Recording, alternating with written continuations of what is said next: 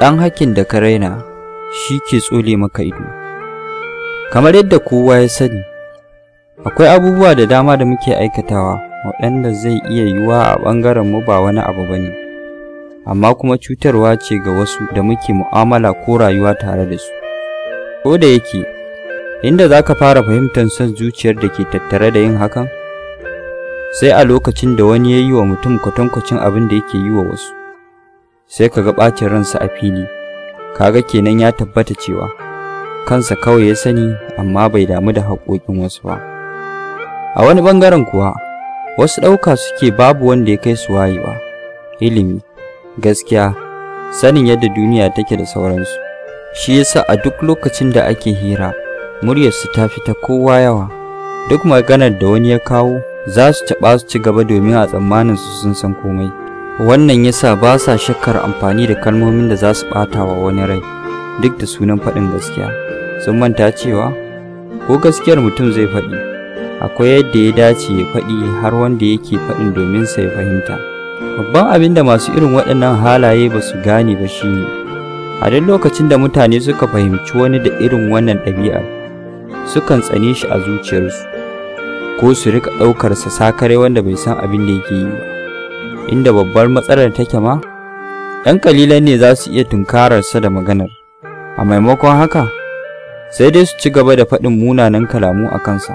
Faɗin haka kuwa shine zai sa mutane da dama fahimtar gaskiyar abin da ake faɗi a kansa, domin za su mai da hankali akan abubuwan da yake aikatawa har zuwa lokacin da za su ga zahirin haka. Don ganin mun nisanci ɗabi'un da za su iya zubar mana da ƙima ko mutuncin da muke da shi a idon mutane, ya zama dole mu yi koyi da kyawawan halayen manzon Allah sallallahu alaihi wasallam. Ta haka ne kaɗai za mu samu karɓuwa a duk inda muka samu kanmu, ko da kuwa waɗanda muke mu'amala tare da su akwai bambancin al'ada ko yare, addini ko aƙida da su. Daga ƙarshe, ina ganin akwai buƙatar mu kawo wasu daga cikin waɗannan halayen, waɗanda na tabbatar mai karatu zai amince cewa yawaitar su a tsakanin mutane ba wani sabon abu bane. Halayen kuwa sun haɗa da yin ƙara mai ƙarfin da zai iya hana wani barci ko natsuwa, misali rufe ƙofa da ƙarfi, buge-buge ko daka da daddare da sauransu. Yin waya mai tsawo kuma da babban murya a cikin motar haya ko wurin da wasu ba za su so hakan ba. Jefa wa mutum wani abu a maimakon miƙa masa. Yin fitsari ko ba haya a wurin da mutane ke zama. Ƙura ƙarar rediyo da rana ko a cikin dare. Shan taba a cikin jama'a. Saba alƙawarin da babu wanda ya tilasta maka ɗauka. Tilastawa ko tursasawa wani yin abin da kai kanka ba za ka so wani ya sa ka ba. Yin shigar da za ta sa wani ko wata ya yi sha'awar mutum. Rashin iya magana ko amfani da kalmomin da za su ɓata wa masu saurare rai. Raba hankalinka biyu a lokacin da kake amsa waya. Amsa kiran da ya shigo a lokacin da kake waya, ko yanke wayar wani ba tare da neman izini daga gare shi ba. Miƙa rabin hannu, alamar ƙyama a lokacin da zaka gaisa da wani. Kin tsawata wa yaronka a lokacin da yake yin abin da bai dace ba, musamman ma a gida ko wurin da kuke bakunta.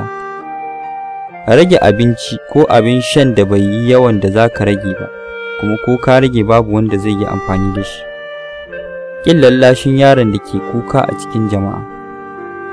Amsa waya a cikin masallaci ko a wurin bizina wani ba tare da kwakwaran dalili ba. Sa hannu biyu a ƙugu a lokacin magana da na gaba da kai.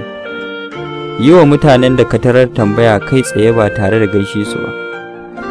Yin tambayoyi marasa ma'ana game da hotuna ko abubuwan da ka gani a falon wani, ko tambayarsa nawa ya sayi wasu daga cikinsu. Ba'a ko sukar wata halitta da wani yake da ita, misali gajarta, rashin ƙiba, baƙi, ƙananan ido da sauransu, da sunan wasa ko faɗin munanan kalamu game da al'adu, yare ko addinin wasu. Ƙarin bayani akan duk abin da ka ji ko ka gani, musamman ma wanda ba a buƙaci bayanin mutum ba, ko shiga maganar da bata shafe ka ba. Amsa wayar wani ta yadda wasu za su ji abin da yake faɗi, wato speakerphone, musamman ma in ka yi hakan don ka tuzarta shi. Kaba baki a jikin famfo ko shan ruwa da bakin bututun ruwa, wato water jug, a maimakon amfani da kofi. ɗaukar lokaci mai tsawo a makewayin da mutane da dama suke amfani da shi, yin tari ko atishawa ba tare da rufe baki ba ko fyace majina a inda wasu ke cin abinci ko tsakiyar jama'a, da sauran dubban abubuwan da muke aikatawa a kowane daƙiƙa na rayuwarmu, wanda ba mamaki za su iya zubar da mutunci ko ƙimar da muke da ita a idanun jama'a. Duk irin hali mara kyau da mutum yake yi, akwai yadda za a iya nisance shi.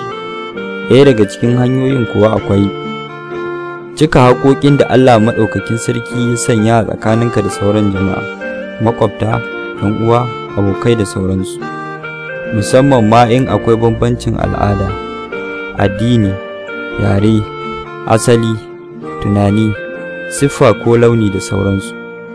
Sai dai kuma hakan ba zai yiwu ba idan mutum baya ƙoƙarin neman ilimi ko tambaya game da yadda zai tafiyar da rayuwarsa a bisa tsarin da aka tanadar.